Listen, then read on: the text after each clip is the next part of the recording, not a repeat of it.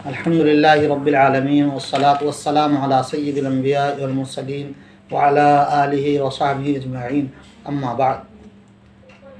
الحمد للہ، یہ ہمارا آقا و مولا رحمۃ للعالمین حبیب رب العالمین حضرت محمد رسول اللہ صلی اللہ علیہ وسلم کے ولادت باسعادت کا مہینہ ہے۔ اس تعلق سے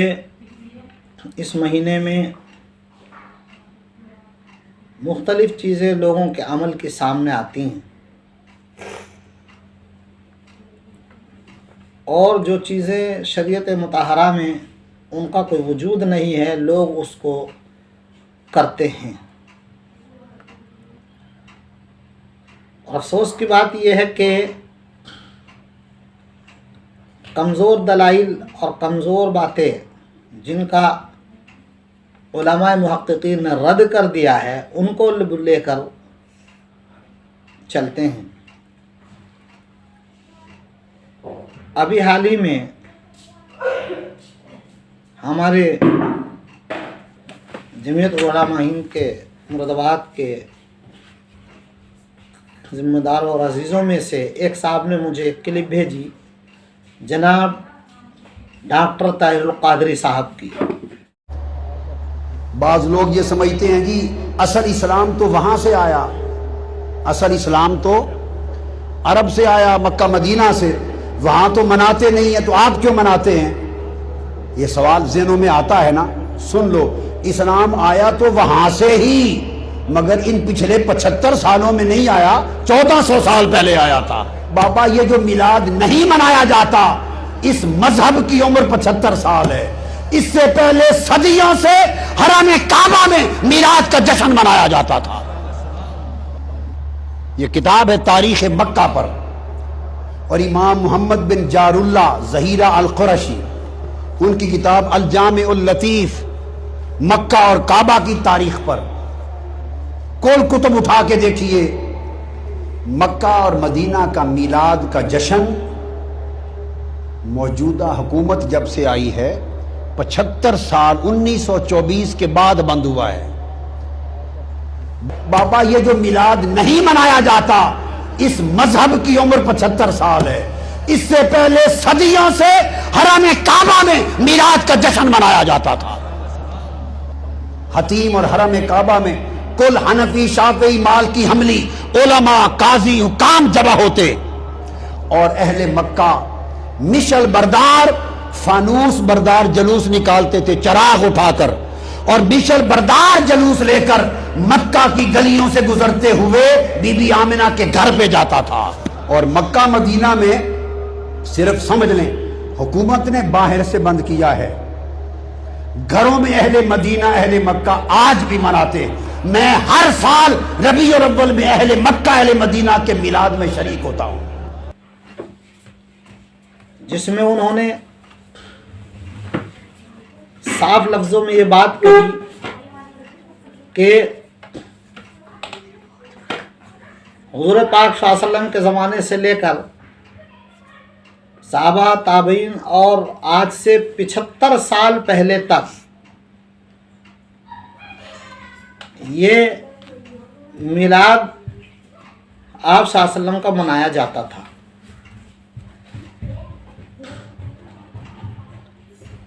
عرب کے اندر بھی، اور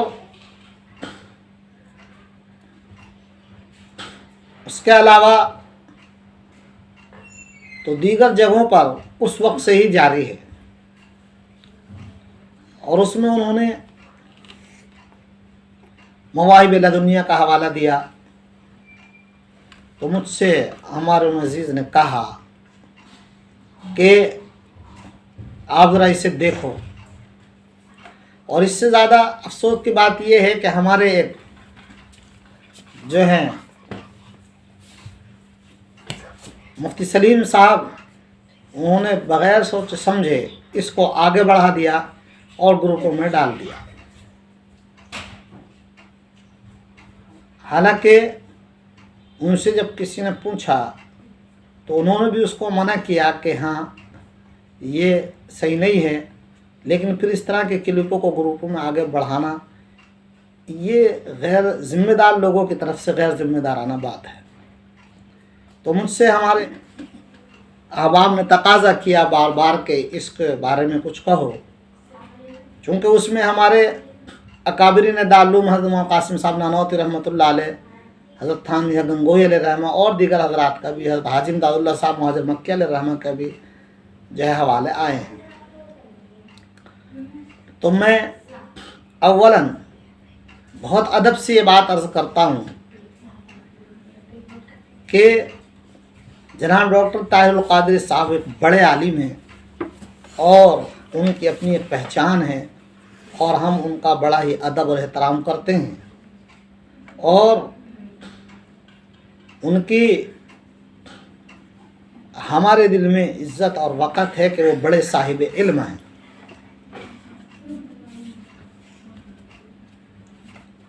لیکن اس نظریے اور اس بات کو جو انہوں نے اس طرح زور دے کر کہا ہے، ہم اس سے اتفاق نہیں کرتے، اس لیے ہم احتراماً اس بات کو تھوڑی سی وضاحت سے عرض کر دیتے ہیں۔ دیکھیے، ایک جو ہے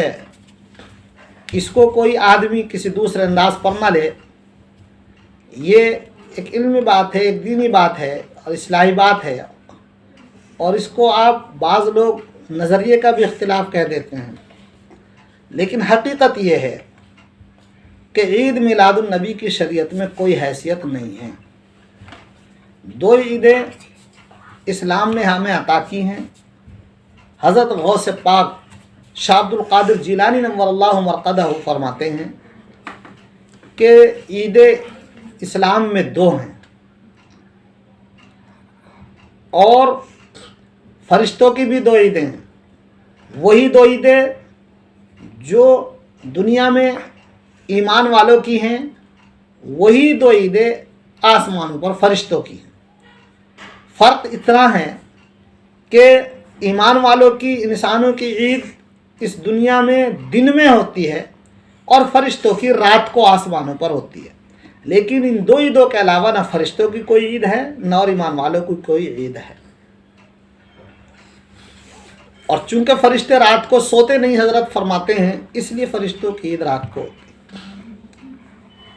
آپ اس کے لیے غنیت الطالبین دیکھ سکتے ہیں جو حضرت کی تصنیف ہے۔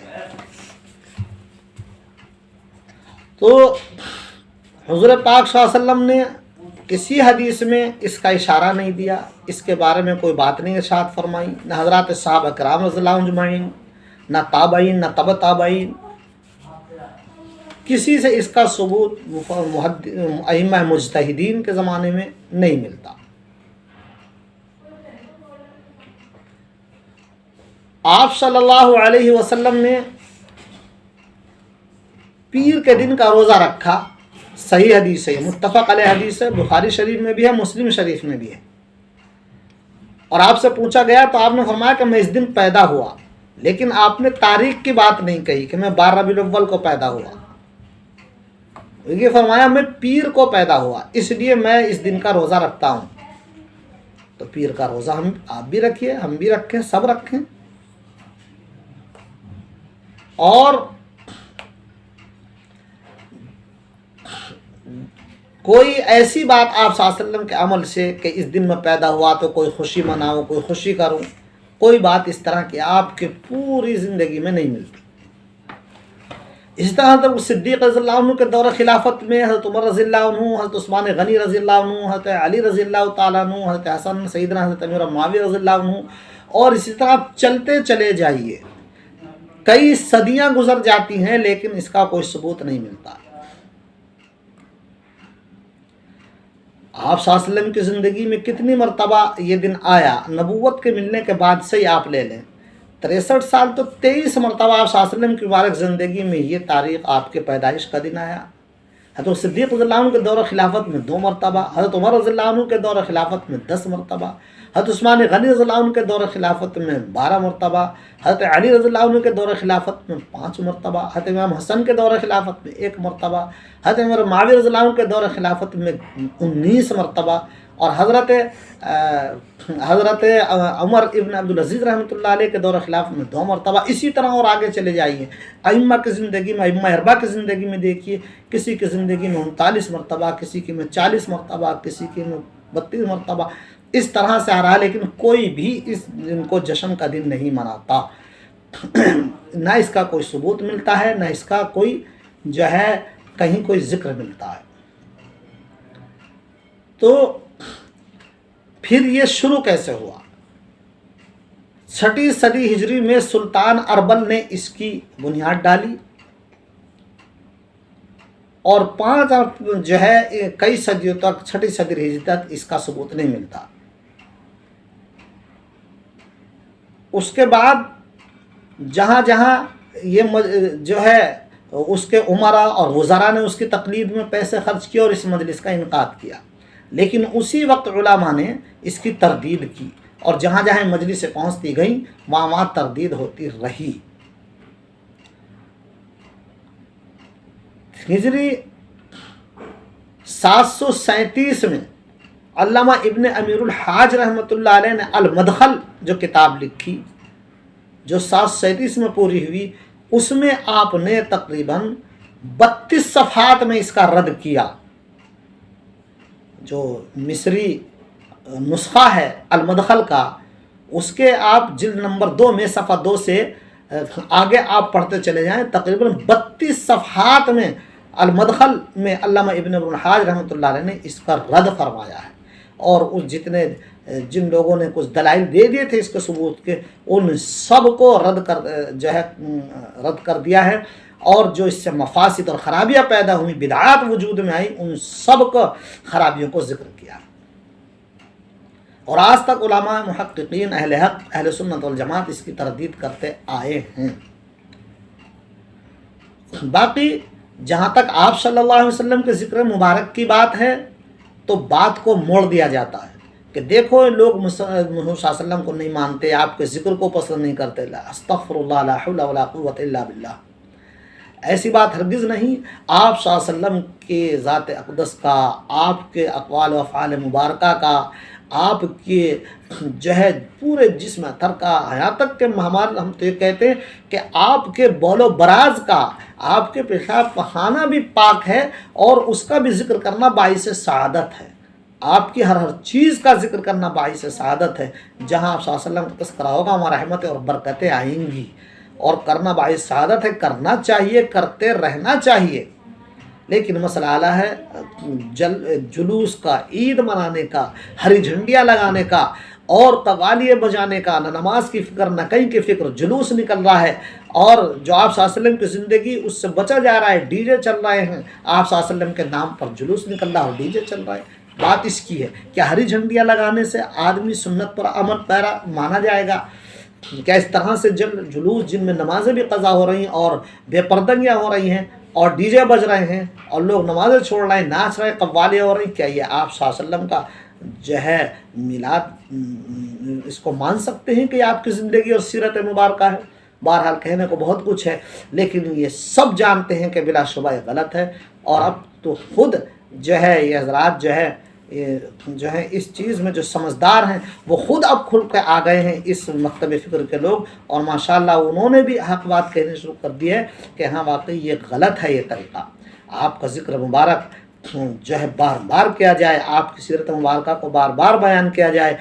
آپ کی ہر چیز کا ذکر کرنا باعث سعادت ہے اور کرنا چاہیے، لیکن جو ہے معتبر محققین علماء وہ بیان کریں۔ اعلیٰ حضرت احمد رضا خان صاحب کے احکام شریعت دیکھیے، اس میں ان کے فتاویٰ اور ملفوظات کا وہ مجموعہ ہے، ان سے پوچھا گیا کہ کیا داڑھی منڈا میلاد پڑھ سکتا ہے؟ تو فرمایا نہیں، داڑھی منڈے سے میلاد نہیں فرمانا چاہیے۔ ایک سوال پوچھا گیا کیا جو میلاد پڑھے اور وہ اپنے کوئی اجرت ٹھہرائے تو کیا جائز؟ فرمایا نہیں، بالکل نہیں۔ ولا تشتروا بآیاتی ثمنا قلیلا آیت لکھی ہے حوالے میں، یہ اللہ کی آیات کو خریدنا ہے، تو یہ بالکل حرام ہے، ناجائز ہے، اس کی کوئی گنجائش نہیں ہے۔ اس لیے اور اسی طرح سے جو ہے ایک سوال کے جواب میں ان سے پوچھا گیا کیا ذکر رسول، سیرت رسول صلی اللہ علیہ وسلم کی مجلس کے ساتھ کیا ذکر شہادتین یعنی حضرت امام حسین رضی اللہ تعالیٰ عنہ کے کا ذکر شہادت کا ذکر کرنا چاہیے؟ انہوں نے فرمایا نہیں. احمد رضا خان صاحب اعلیٰ حضرت نے فتویٰ دیا نہیں، کیونکہ وہ مجلس سرور ہے، خوشی کی مجلس ہے، اور یہ ذکر حزن کا ہے تو مناسب نہیں ہے، نہیں کرنا چاہیے. تو کیونکہ ثبوت نہیں ہے، تو اس طرح کی چیزیں احکام شریعت میں نے حوالہ دیا، آپ دیکھیے. تو اس طرح سے یہ چیزیں جو ہیں یہ اس کا کوئی ثبوت نہیں ہے. پھر ایک بات اور میں عرض کر دوں کہ ایک تو ہے عید میلاد مروجہ، اور ایک ہے آپ کی میلاد یعنی سیرت پاک کا بیان کرنا. دونوں چیزوں میں فرق ہے. جو آپ صلی اللہ علیہ وسلم سیرت پاک کا بیان سے کوئی منع نہیں کرتا. ہم میلاد مروجہ کی قید ہے جو ہمارے اکابرین نے اور صلی اللہ علیہ وسلم سے لے کر آج تک ساری امت اس کو منع کرتی آئی ہے کہ اس میں یہ جلوس نکالنا، جھنڈی لگانا، قوالی کرنا اور بے سروپا قصہ بیان کرنا، نماز چھوڑنا، الٹی سیدھی حرکتیں کرنا، ان چیزوں کو منع کیا گیا ہے جو آج کل ہو رہا ہے. اور اس میں اعلیٰ حضرت بھی کہتے ہیں کہ داڑھی منڈے سے نہ پڑھایا جائے، پیسے لینے والے سے نہ پڑھایا جائے. یہ سب میں نے احکام شریعت کا حوالہ دیا. یہ سب چیزیں منع ہیں، بچنا چاہیے. جہاں تک آپ صلی اللہ علیہ وسلم کے ذکر مبارک کی بات ہے تو بلا شبہ وہ عین سعادت ہے، اور جو ہے اس کو بیان کرنا چاہیے تاکہ لوگوں کو معلومات ہو، اس پر عمل کریں، اور محبت کا ذریعہ ہے. بہرحال یہ بات لمبی ہوتی چلی جائے گی، میں مختصر عرض کرنا چاہ رہا ہوں کہ جو یہ کہا کہ جو ہے وہ یہ آپ صلی اللہ علیہ وسلم سے لے کے آج تک ہو رہا ہے، اور جو ہے حرم پاک میں بھی اور عرب میں بھی جو ہے 75 سال پہلے تک ہوتا تھا. تو یہ بات جو ہے نامناسب ہے. ہم ان سے درخواست کریں گے کہ ذرا جو ہے اس کو جو ہے دیکھ لینا چاہیے. یہ سب سے پہلے یعنی 6 صدی ہجری میں سلطان اربل نے اس کو شروع کیا. ہاں اس سے پہلے بھی بعض کتاب میں ملتا ہے کہ سلطان جو ہے خلافہ فاطمیہ میں سے کسی نے قاہرہ میں اس کو 424 ہجری میں جو ہے اس کو شروع کیا تھا، لیکن پھر اس کو علماء نے فتاویٰ دیے ختم کر دیا گیا تھا، اور پھر اس کو دوبارہ جو ہے شروع کیا حاکم بامر اللہ نے جو ہے 524 ہجری میں 524 ہجری میں یعنی 6 صدی ہجری میں. اور جو ہے سب سے پہلی مجلس جو ہے جو پھر لوگ بھول گئے، اور جب جسے دوبارہ شروع کیا ہے تو ملک مظفر ابو سعید نے شروع کیا ہے جو ہے 7ویں صدی ہجری میں. اور اس پر آج تک پھر یہ لوگ عام لوگ کرتے چلے آئے، لیکن اس کو لوگوں نے بدعت ہونے کا فتویٰ دیا، اور اس کو جو ہے ہر جگہ رد کیا گیا. میں نے علامہ ابن الحمید بن حاج رحمۃ اللہ علیہ جو اسی 7ویں صدی ہجری کے عالم میں ان کے علمت کا حوالہ دیا کہ اس میں آپ دیکھیں کہ جلد نمبر 2 میں جو ہے تقریباً 32 صفحے اس کی تردید میں لکھے ہیں. اسی طرح جو ہے اس کی اگر اور تفصیل دیکھنی ہے تو جشن میلاد النبی کی تاریخی و شرعی حیثیت یہ کتاب دیکھیے. اسی طرح سے اگر آپ کو اور کتابیں دیکھنی ہیں تو جو ہے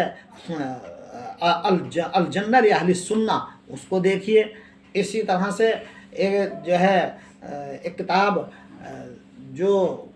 الاعتصام علامہ شاطبی رحمۃ اللہ علیہ کی، تو اس میں بہت ہی زیادہ اس کو وہ کیا گیا ہے، اور بہت زیادہ مضبوط کتاب ہے. اور بدعات کے بارے میں تو خاص کر حضرت کا جو ہے بہت زبردست اس میں وہ ہے. تو جو ہے الاعتصام اس کو آپ دیکھیے. اس میں الاعتصام میں انہوں نے اس کو بالکل صراحتاً جو ہے بدعت قرار دیا ہے، اس کو آپ دیکھیں. اسی طرح سے جو ہے فارسی میں حضرت شاہ عبدالعزیز صاحب محدث دہلوی علیہ الرحمہ کی تحفہ اثنا عشریہ دیکھیے، اس میں بھی حضرت نے اس پر جو ہے رد فرمایا ہے. اس لیے میرے بھائیو میرے عزیزو اس کو سمجھنا چاہیے. نہ حدیث شریف سے ثابت ہے، نہ خلفاء راشدین ہیں صحابہ سے، نہ تابعین، نہ امام مجتہدین یعنی امام ابو حنیفہ، امام مالک، امام شافعی، امام محمد وغیرہ حضرات رحمۃ اللہ علیہم. اسی طرح نہ محدثین میں امام بخاری، امام مسلم و امام ترمذی، امام ابو داؤد، امام نسائی، ابن ماجہ وغیرہ سے رحمہم اللہ. نہ جو کامل اولیاء اللہ گزرا نہ ان سے ثابت، جیسے شاہ عبد القادر جیلانی رحمۃ اللہ علیہ، خواجہ معین الدین چشتی اجمیر رحمۃ اللہ علیہ، خواجہ بہاء الدین نقشبند رحمۃ اللہ علیہ، خواجہ شیخ عارف شہاب الدین رحمۃ اللہ علیہ. کسی سے ثابت نہیں. اس طرح کا جو آج کل یہ چل رہا ہے، بات اس کی چل رہی ہے، تو اس طرح کا یہ کسی سے ثابت نہیں ہے، اس لیے اس سب سے جو ہے بچنا چاہیے۔ اور بعض حضرات کی جو بعض عبارات ملتی ہیں تو ان سب کو علامہ ابن حجر رحمۃ اللہ علیہ کا بھی حوالہ دیا ہے، لیکن علامہ ابن حجر رحمۃ اللہ علیہ نے خود ایک جگہ اس کا رد لکھا ہے، آپ اس کو دیکھ سکتے ہیں۔ اور اسی طرح سے جو ہے اور بعض حضرات کی عبارات نقل کی گئیں، تو علامہ حیثمی نے ان کو جو ہے وہ پوری عبارت نقل کی ہے، تو وہ عبارت دیکھنے میں بعض حضرات کو دھوکے ہوئے ہیں اس وقت جو فتاوت کیے۔ اور علامہ سبکی رحمۃ اللہ علیہ کے یہاں جو اجتماع ہوا اور اس کو اجماع کہہ دیا، وہ اجماع کیسے؟ ان کے گھر میں کتنے لوگ سما سکتے تھے؟ کیا چند لوگوں کا نام اجماع ہے جمع ہو جانے کا؟ نہیں، پوری دنیا کے علماء جو اجماع کریں اہل حق وہ اجماع ہوگا۔ دیکھیے نور الانوار وغیرہ اس کی تشریح کے لیے۔ بہرحال یہ جو ہے اس طرح کے جو ہے کوئی چیز ثابت نہیں ہے۔ اسی طرح سے جو ہے ہمارے جو ہے براہین قاطعہ اس کو دیکھیے آپ، اور اسی طرح سے اور ہمارے کتابوں میں معتبر کتابیں ہیں جو ہے اردو فتاوی میں جن حضرات کے نام آئے ان حضرات میں خود جو ہے میں ان حضرات کی کتابوں کے نام بتائے دیتا ہوں، آپ اس میں خود دیکھ سکتے ہیں۔ دیکھیے فتاوی میلاد شریف، یہ مجموعہ افاضات حضرت مولانا احمد علی سہارنپوری رحمۃ اللہ علیہ، حضرت گنگوئی رحمۃ اللہ علیہ، حضرت تھانوی رحمۃ اللہ علیہ۔ اسی طرح فیصلہ ہفت مسئلہ حضرت حاجی امداد اللہ مہاجر مکی رحمۃ اللہ علیہ، التحذیر من البدع حضرت عبدالعزیز ابن عبداللہ ابن باز رحمۃ اللہ علیہ جو مفتی اعظم تھے سعودی کے، الانصاف فیما قیل فی المولد ابو بکر جابر الجزائری کی دیکھیے۔ اس طرح جواہر الفقہ حضرت مفتی محمد شفیع صاحب مفتی اعظم پاکستان رحمۃ اللہ علیہ کی دیکھیے۔ راہ سنت دیکھیے مولانا سرفراز خان صاحب صفدر رحمۃ اللہ علیہ کی۔ اسی طرح تاریخ میلاد دیکھیے جناب حکیم مولانا عبدالشکور صاحب مرزا پوری کی۔ یہ میں نے اردو کتابوں میں، اور فتاوی میں آپ فتاوی محمودیہ ہمکابرین دارالعلوم میں، اور فتاوی محمودیہ استاذ محترم مفتی محمود حسن صاحب فقیہ الامت نور اللہ مرقدہ مفتی اعظم دارالعلوم دیوبند کی، فتاوی عثمانی حضرت جو ہے جلد اول حضرت استاذ محترم مفتی تقی صاحب عثمانی شیخ الاسلام مفتی اعظم پاکستان دامت برکاتہم العالیہ کی۔ اسی طرح یہ جلد اول ہے فتاوی عثمانی کی، اور فتاوی محمودیہ کی جلد 5 ہے جو زکریا بک ڈپو کی چھپی ہوئی، اور اس طرح فتاوی رحیمیہ جلد 2 یہ بھی زکریا کی، اور اسی طرح آپ کے مسائل القحال مولانا یوسف صاحب لدھیانوی رحمۃ اللہ علیہ کی جلد اول یہ بھی زکریا بک ڈپو کی، اور اسی طرح سے احکام الشریعت مولانا احمد رضا خان صاحب کی۔ اسی طرح الکلام البلیغ فی احکام التبلیغ حضرت مولانا فاروق صاحب ترانوی رحمۃ اللہ مرقدہ کی۔ آثر الفتاوی حضرت مولانا مفتی رشید احمد صاحب لدھیانوی رحمۃ اللہ علیہ کی۔ یہ سب میں نے آپ حضرات کے سامنے اردو فتاوی اکابر دارالعلوم کے بتائے۔ اسی طرح وہ فتاوی دارالعلوم میں اور بھی فتاوی ہیں، امداد الفتاوی حضرت تھانوی رحمۃ اللہ علیہ کی، اصلاح الرسوم ہے۔ ان سب چیزوں کو آپ دیکھ سکتے ہیں کہ ان کے اندر جو ہے اس سب پر رد کیا گیا ہے۔ پھر یہ کہنا کہ اکابرین دارالعلوم بھی اس چیز کو کہتے ہیں اور یہ ان کے یہاں بھی ہے، تو پھر کہاں تک یہ بات درست ہو سکتی ہے؟ الجنہ اہل سنہ کی عبارت میں پڑھ دیتا ہوں، وما احدثته الصوفیۃ الجہل من مجلس المولد فی شہر ربیع الاول لا اصل له فی الشرع بل هو بدعۃ مذمومۃ وفیها مناکر کثیرہ، صفحہ 3 جلد 2 صفحہ 203، کہ جو صوفیت جاہل لوگوں نے یہ پیدائش کی مجلس ربیع الاول کے مہینے میں پڑھی ہیں، اس کی کوئی اصل نہیں بلکہ بدعت ہے اور بری ہے، اور اس میں بہت سارے مفاسد ہیں۔ اسی طرح علامہ شاطبی رحمۃ اللہ علیہ نے فرمایا کہ وہ جو ہم لوگ آپ صلی اللہ علیہ وسلم کے پیدائش کے تعلق سے جو بھی کچھ لوگ کرتے ہیں یہ سب جو ہیں بدعت ہیں، کوئی اس کا ثبوت نہیں ہے۔ اسی طرح سے میں ایک بات اب آخر میں یہ بھی عرض کر دوں کہ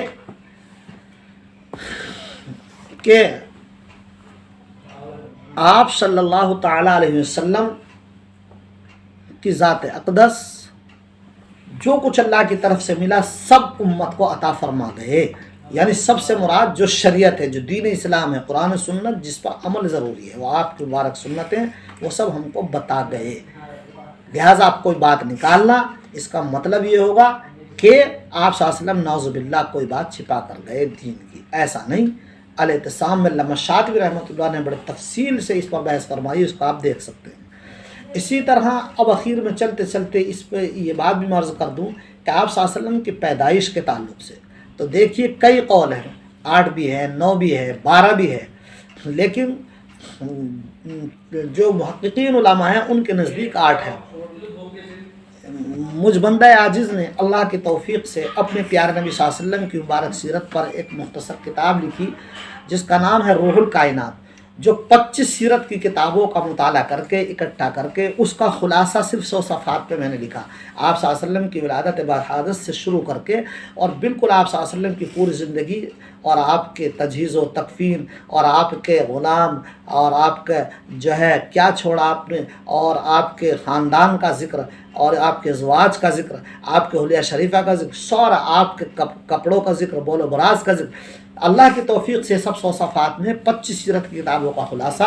جو کئی کتابوں میں بات الگ الگ تھی، اس کو ایک ایک جگہ مختصر طریقے سے ذکر کیا، اور ہر ایک کتاب کا صفحہ نمبر، جلد نمبر وہاں پر موجود ہے، آپ اس کو دیکھ سکتے ہیں۔ تو مجھ عاجز نے جہاں تک جو ہے دیکھا تو وہ 8 ربیع الاول ہی راجح پائی، جیسے کہ ہمارے اور بڑے محققین حضرات نے 8 کو ہی راجح لکھا، باقی بعد نے 9 بھی لکھی اور 12 بھی لکھی، لیکن 12 کا قول مشہور ہے مگر دلائل کے اعتبار سے کمزور ہے۔ چنانچہ خود اعلیٰ حضرت مولانا احمد رضا خان صاحب مرحوم اپنی کتاب احکام شریعت جو میں نے ابھی حوالہ دیا، اس کے اندر حضرت نے جواب میں لکھا کہ 8، 9 اور 12 مشہور ہیں مگر 8 اور 9، اس فتاوی رضویہ میں 8 کو ترجیح دی ہے، تو 8 ربیع الاول کہتے ہیں، اور 12 ربیع الاول کے بارے میں لکھتے ہیں کہ 12 ربیع الاول تو وفات کا دن ہے اکثر قول کے مطابق، تو علماء کا قول محققین کا کہ 12 وفات میں بھی اگرچہ اختلاف ہے، لیکن اکثر علماء کا قول 12 ربیع الاول کا وفات کا ہے۔ تو ہم ذرا دیکھیں کہ ہم وفات کے دن خوشی بنا رہے ہیں یا ولادت کے دن، اگر کسی کے گھر میں کوئی موت ہو جائے اور اس دن خوشی ہو کرے کوئی، تو بھلا کیسا ہو، کیا لگے گا؟ اس لیے بات جو ہے مناسب نہیں ہے۔ تو اکثر علماء کا قول 12 ربیع الاول کا وفات کا ہے، ولادت کا نہیں، مشہور ضرور ہے مگر تحقیقی نہیں ہے، اور 8 ربیع الاول کا قول تحقیقی ہے اگرچہ مشہور نہیں ہے، یا بعض رات کے 9 کا تحقیقی ہے، 9 کو بھی کہا ہے، لیکن 8 زیادہ مضبوط ہے۔ احمد رضا خان صاحب مرحوم نے بھی 8 کو لکھا ہے، فتاوی رضویہ وغیرہ دیکھیے، اور احکام شریعت میں 8، 9 لکھا ہے، اور کہا کہ سوال جب پوچھا گیا تو اس کا جواب میں لکھا ہے کہ 8، 9 اور 12 مشہور ہے، لیکن فتاوی رضویہ میں 8 کو ترجیح دی ہے۔ بہرحال تو اگر ہمیں آپ صلی اللہ علیہ وسلم کے ذکر مبارک کو خوشی کرنی ہے تو ہمیں اس دن کرنی چاہیے تھی، لیکن یہ اسلام جو ہے وہ رسم و رواج کا مذہب نہیں ہے، وہ اللہ کے احکامات ہیں، پیارے نبی صلی اللہ علیہ وسلم کی سنتیں ہیں، وہ حقیقت پر مبنی ہے، اس لیے ہمیں چاہیے کہ ہم حقیقت کو ذرا سامنے رکھ کر کے بات کریں۔ بہرحال اگر اپنا نظریہ کسی کا کوئی ہے مسئلہ کے اعتبار سے تو مجھے اسے نہیں چھیڑنا، اپنے نظریے کے اعتبار سے جو بھی چاہے عمل کرے، مگر جو حق بات ہے وہ یہی ہے کہ جو آج رنگ ہمارے سامنے آ رہا ہے 12 ربیع الاول کے تعلق سے، وہ رنگ شریعت میں نہیں ہے، کہ جھنڈیاں لگ رہی ہیں، نمازیں چھوٹ رہی ہیں، قوالی ہو رہی ہیں، عورت مردوں کا ہجوم ہو رہا، جلوس نکل رہے ہیں، نمازیں چھوٹ رہی ہیں، ایسا نہیں ہے۔ اگر آپ کو کرنا ہی ہے تو خاموشی کے ساتھ اب درود پاک کی کثرت کریے، خاموشی کے ساتھ کسی غریب کی مدد کر دیجئے، اور خاموشی کے ساتھ ضرورت مندوں کی ضرورت پورا کر دیجئے، پھر یہ خوشی اور اللہ کے ہاں مقبول ہو جائے۔ اسی طرح جو ہے اس دن میں زیادہ سے زیادہ اپنے کو برائی سے بچانے کی کوشش کیجئے، اور یہ بھی ہم کہتے ہیں، ہمارا عقیدہ ہے کہ حضور پاک صلی اللہ علیہ وسلم کی ذات اقدس سب سے بڑی نعمت ہے، جتنی نعمتیں ملی آپ صلی اللہ علیہ وسلم کے صدقے سے ملی، قرآن ہو، حدیث ہو، دنیا ہو، آخرت ہو، اللہ کی رضا ہو، اللہ کی ذات کا علم ہو، وہ آپ کے صدقے میں ملا، تو آپ کی ذات سب سے بڑی، اس لیے اللہ نے فرمایا لقد من اللہ علی المؤمنین اذ بعث فیہم رسولا من انفسہم، کہ البتہ تحقیق ہم نے احسان کیا، اللہ تعالیٰ نے احسان فرمایا مومنین پر جب کہ ان میں اپنا رسول بھیجا، تو اللہ اپنے اس احسان کو ذکر فرما رہا ہے، بلا شبہ آپ رحمت للعالمین ہیں، آپ رؤوف الرحیم ہیں، اور اللہ کی سب سے بڑی نعمت ہے ایمان ہے، اس لیے اس کے شکر گزار یہ ہے اور قدردانی یہ ہے کہ ہم محبت میں اور عشق میں ڈوب کر آپ صلی اللہ علیہ وسلم اور آپ صلی اللہ علیہ وسلم کے صحابہ کرام اور اہل حق علماء کے اتباع، ان کے بتائے ہوئے طریقے کے مطابق عمل کریں۔ کوئی ایسی بات نہ ہو جائے کہ ہم جذبات میں آ کر اور شریعت سے الگ ہٹ جائیں اور ہمارا نقصان ہو۔ اس لیے ہمیں ان چیزوں سے بچنا چاہیے، کیونکہ جو ہے اللہ نے فرمایا لیبلوکم ایکم احسن عملا، اللہ نے اس لیے موت و حیات کو پیدا کہ دیکھیں تم میں سے کون عمل کے اعتبار سے اچھا ہے۔ تو اس کی تفسیر میں بعض مفسرین نے لکھا ہے کہ دو چیزیں اس میں بیان کی گئیں کہ وہ عمل اچھا ہو اور ثواب ہو۔ اس کا مطلب یہ ہے یعنی سنت سے ثابت ہو اور حسن نیت ہو، اخلاص ہو اور شریعت سے ثابت ہو تو پھر وہ چلے گا، لیکن اگر اخلاص بھی ہو، محبت سے بھی کر رہا مگر شریعت سے ثابت نہیں تو وہ نہیں چلے گا، یعنی وہ عمل حسن عمل نہیں کہلائے گا۔ چنانچہ تفسیر کبیر کے اندر جو ہے تفسیر کبیر کے اندر اس کی تفسیر کرتے ہوئے لکھا لیبلوکم ایکم احسن عملا، ذکروا فی تفسیر احسن عملا وجوہا احدها ان یکون اخلص الاعمال واصوبها لان العمل اذا كان خالصا غیر الصواب لم يقبل وكذلك اذا كان صوابا غیر خالص فالخالص ان يكون لوجه الله والصواب ان يكون على السنة، یعنی احسن عمل سے مراد عمل مقبول ہے، اور عمل مقبول وہ ہے جو خالص ہو اور ثواب بھی ہو۔ اگر عمل خالص ہے مگر ثواب نہیں ہے تو مقبول نہیں، اور عمل خالص وہ ہے جو محض اللہ کی خوشنودی کے لیے کیا جائے، اور ثواب وہ ہے جو سنت کے مطابق ہو۔ دیکھیے اسی طرح العبودیہ صفحہ 20-21، تفسیر کبیر جلد 8 صفحہ 243۔ تو اسی طرح حضرت ابن ابی الحواری رحمۃ اللہ علیہ فرماتے ہیں من عمل بلا اتباع سنت فباطل عملہ، یعنی جو بغیر اتباع سنت کے عمل کیا جائے گا وہ باطل ہے۔ الاعتصام میں دیکھیے اس طرح سفیان ثوری رحمۃ اللہ علیہ فرماتے ہیں لا یستقیم قول وعمل ونیت الا بموافقت السنہ، سنت سے جو بات ثابت ہو وہی عمل قبول ہوگا اور وہی نیت درست ہوگی ورنہ نہیں۔ حضرت غوث العظم شاہ عبد القادر جیلانی نور اللہ مرقدہ فرماتے ہیں لا يقبل قول بلا عمل ولا عمل بلا اخلاص و اصابت السنہ، یعنی کوئی بھی قول عمل کے بغیر قابل قبول نہیں اور کوئی عمل اس وقت تک قبول نہیں جب تک اس میں اخلاص نہ ہو اور وہ سنت کے موافق نہ ہو۔ اور بھی جو ہے بہت سارے اس کے جو ہے دلائل ہیں، یہ میں نے سب آپ کے سامنے کہا اور کیا۔ تو اب اس میں ہم دیکھیں کہ اگر کوئی یہ کہے کہ ہم تو محبت میں کر رہے ہیں تو اس کو یہ بھی دیکھنا چاہیے کہ محبت کا عمل تو ہے مگر سنت کا موافق ہے یا نہیں ہے۔ جب سنت سے ثابت ہی نہیں ہے تو کتنی محبت میں کرو وہ مقبول نہیں ہے، مردود ہی ہے۔ کوئی نماز پڑھے کہ میں تو محبت میں پڑھ رہا ہوں مگر بغیر وضو کا پڑھ رہا ہوں یا ریاکاری کے لیے پڑھ رہا ہوں، تو ایسی لوگ عوام کو بلا شبہ محبت اور ہماری جان سے زیادہ محبت محبوب اور ہونا چاہیے،